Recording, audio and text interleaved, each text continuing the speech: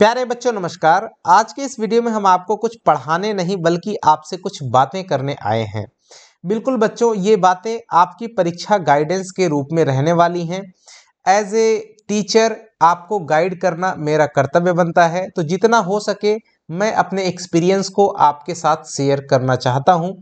तो आपको कुछ खास बातें बच्चों ध्यान में रखनी चाहिए, जो मैं इस वीडियो के माध्यम से आपके साथ साझा करने वाला हूं। तो बात जो पहली आती है कि अभी जिस समय इस वीडियो को मैं शूट कर रहा हूं, अभी का जो टाइम हो रहा है लगभग 8 बजने को है बच्चों। और अगर आप सभी जो पढ़ाई कर रहे हैं, बहुत सारे बच्चे एकदम लगे रहेंगे। आज जो है 11 से लेकर के 12, कोई कोई 1 2 2 बजे रात तक लगे रहेंगे। तो मैं आपको बता दूं बच्चों, ये सबसे गलत तरीका है, बिल्कुल गलत तरीका है। आज की रात एकदम चैन से सोने वाली रात है। 100% एकदम परफेक्ट नींद लीजिए, राइट, परफेक्ट नींद लीजिए। और साथ ही साथ में आज की रात में ज्यादा देर तक जगना नहीं है, पहली बात। दूसरी बात यह है कि आपने जो चीजें पढ़ रखी हैं, जितनी भी चीजें पढ़नी है वो एक्चुअली पढ़ चुके हो आप। आज ज्यादा कुछ करने से आपको कुछ विशेष होगा नहीं, सिर्फ और सिर्फ ओवरलैपिंग होती है बच्चों। ओवरलैपिंग इन द सेंस कि कंफ्यूजन क्रिएट होता है, जैसे कि इस क्वेश्चन में ये था, उस क्वेश्चन में वो था, उसका उसमें लिखा गया, इसका उसमें लिखा गया। ऐसी चीजें होने के चांसेस रहते हैं। और आपको बता दें, उन्हीं के साथ होता है जो बच्चे पहले से प्रिपरेशन जिनकी अधूरी रहती है, राइट, यानी कि आज के समय तक जिनकी प्रिपरेशन पूरी नहीं है। ये वीडियो खास बिल्कुल उन बच्चों के लिए तो बहुत ही सुपर होने वाला है, जो बच्चे बिल्कुल प्रिपेयर्ड हैं और कुछ अच्छा करना चाहते हैं। उनके लिए टिप्स ये रहने वाला है, और जो औसत दर्जे वाले बच्चे हैं उनके लिए भी खास रहेगा, राइट। क्योंकि जो आपके हाथ में है, जितना है उतना तो कम से कम संजो करके अपने पास रख लो, राइट। उसके लिए सबसे पहले आपके माइंड को जो है, आपके माइंड को बिल्कुल काल्म रहना होगा, राइट, शांत चित्त होना चाहिए। तो उसके लिए आपको नींद अच्छी लेनी पड़ेगी, राइट। दूसरी बात क्या है कि अब आपको एक्स्ट्रा कुछ भी पढ़ने की आवश्यकता नहीं है। बिल्कुल भी मत पढ़िए, किताब को उठा करके बंद कर दीजिए। इस समय पढ़ने का मतलब है कि आप अपने आप से कंफ्यूजन ही कंफ्यूजन में घिर जाएंगे। ऐसा होने से आपका जो टॉपिक तैयार भी है, वो भी आपको ऐसा लगेगा कि अब मुझे भूल रहा है, अब मुझे भूल रहा है, राइट। तो ये सिचुएशन नहीं आनी चाहिए। अब बात सुनिए कि करना क्या है। सोना है, लेकिन सोने से पहले मान के चलिए 9 बजे से पहले पहले आपको सो जाना है, या हार्डली ज्यादा से ज्यादा 10 बजे तक। 10 तो बहुत ज्यादा देर हो गई बच्चों, 9 बजे तक आप जो है आराम करने लगे। और सुबह आपको जल्दी उठने की भी जरूरत नहीं है, जान लीजिए। सुबह आप आराम से 6 बजे 7 बजे के आसपास उठिए।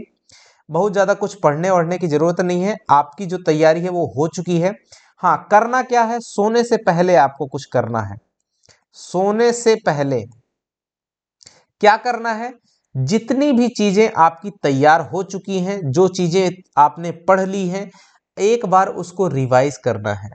उसको एक फ्रेमवर्क में ढाल लेना है, फ्रेमवर्क बना लेना है और ढाल लेना है। आपके दिमाग में चीजें घूमती रहनी चाहिए कि हमारा एग्जाम जो होने वाला है, जब हम कल सुबह पेपर पाएंगे तो उसमें क्या क्या चीजें और किस रूप में हमारे सामने आएंगी। ये बात आपके माइंड में एकदम एग्जैक्ट फिगर के रूप में चलनी चाहिए। उसके लिए मैं आपको बता दूं कि क्या क्या खास बातें हैं। जैसे इस सामान्य निर्देश को मैंने यहाँ लिखा हुआ है, इसको आप पढ़ लीजिए। इससे बहुत ही आसान तरीके से आपको मैं ये बता दूं, यहाँ पे मैंने इसका लिखा हुआ है कि एग्जाम का प्रारूप जो फॉर्मेट रहेगा वो ध्यान देना। अब फॉर्मेट में भी आपको पता होना चाहिए बच्चों कि 30 जो एमसीक्यूज क्वेश्चन आएंगे, उसमें से 2 अनसीन पैसेज, 2 सीन पैसेज मिला के 10 क्वेश्चन यहाँ से, 10 क्वेश्चन यहाँ से, और मिला के 20 क्वेश्चन सिर्फ और सिर्फ पैराग्राफ राइटिंग से हो, पैराग्राफ राइटिंग नहीं, पैराग्राफ से ही हो जाता है। और ये जो 2 सीन पैसेज होते हैं, आपकी बुक के क्वेश्चन होते हैं, बुक के पैसेज होते हैं। एक आपका गद्य का रहेगा, एक पद्य का। इसी तरीके से एक गद्यांश और एक पद्यांश मिला के अनसीन का रहेगा। बच्चों, इनके क्वेश्चन को बनाना बहुत ही आसान होता है, आप आसानी से इसको बना सकते हैं। बाकी रहे जो 10 क्वेश्चन वो ग्रामर के पार्ट होते हैं। अब ग्रामर में अगर हम बात करें तो ग्रामर में कौन कौन सी चीजें आती हैं, तो आपको बता दें कि ग्रामर में आपको कुछ खास खास चीजों को पढ़ना है।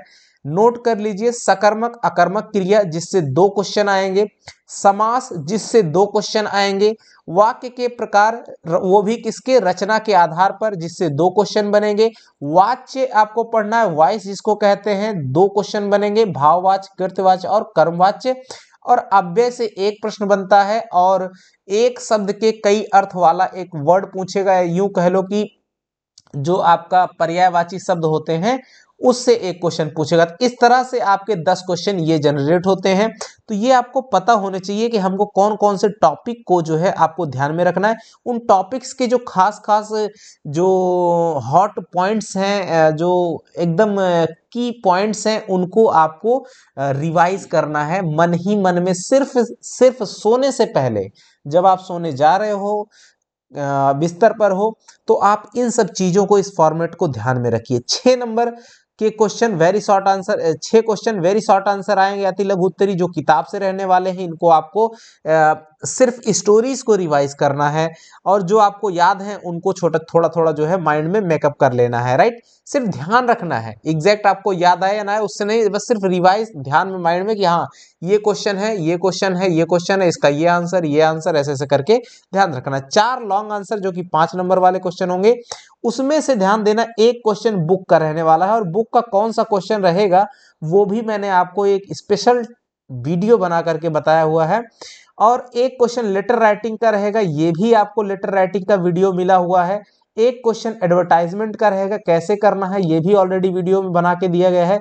इससे 1 क्वेश्चन रहेगा, और कौन से टेंटेटिव अप्रोक्सीमेट अच्छे इससे रहने वाले हैं जो आ सकते हैं वो भी बताए गए हैं। तो आई होप कि ये फॉर्मेट, ये इस तरह से इन चीजों को आप एक बार माइंड मेकअप करके चलें, और वही बेहतरीन कर पाएगा बच्चों जिसने नोट्स तैयार किया होगा, जिसने नोट्स तैयार किया होगा और उसको पता होगा कि ये चीजें बताई गई होंगी। अच्छा, कुछ खास खास चीजों का और ध्यान रखना होगा एग्जामिनेशन हॉल में। ये तो रही आज की बातें जो आज रात को हमको ध्यान रखनी है, और सुबह में बोर्ड परीक्षा में कॉपी कैसे लिखनी है, इसके लिए महत्वपूर्ण टिप्स हैं भाई। सुंदर और साफ लेखनी होनी चाहिए। अब उसके लिए आप जो भी तरीका अच्छा यूज करें, अच्छी प्रेजेंटेशन होने चाहिए, यानी आपका प्रस्तुतिकरण करने का ढंग अच्छा होना चाहिए, आंसर लिखने का सही तरीका होना चाहिए। जैसे जो शॉर्ट आंसर होते हैं उनको डायरेक्ट और टू द पॉइंट जवाब लिखना है, और 1 लाइन का इंट्रोडक्शन और कंक्लूजन हो सकता है, राइट। और जो लॉन्ग आंसर होते हैं 5 से 10 नंबर वाले, 10 नंबर का तो कुछ नहीं आता, इंट्रोडक्शन, मेन बॉडी और कंक्लूजन तीनों मिला करके लॉन्ग आंसर बनता है, यानी कि आंसर उसका लिखा जाता है। मैथ साइंस की बात नहीं करेंगे क्योंकि हिंदी है। टिप नंबर 4 में टाइम मैनेजमेंट बहुत ही आवश्यक है बच्चों। तो आप जैसे आपको जो क्वेश्चन इजीली आते हैं पहले उनको बनाइए, आप जो है उनको पहले फटाफट बना लेंगे। लॉन्ग आंसर में समय लग जाता है, तो कोशिश करेंगे कि जो पहले इजी क्वेश्चन है उनका आंसर लिख लेंगे, उसके बाद आप जो है जो समय लगने वाले क्वेश्चन है फिर उनके आंसर्स को करेंगे।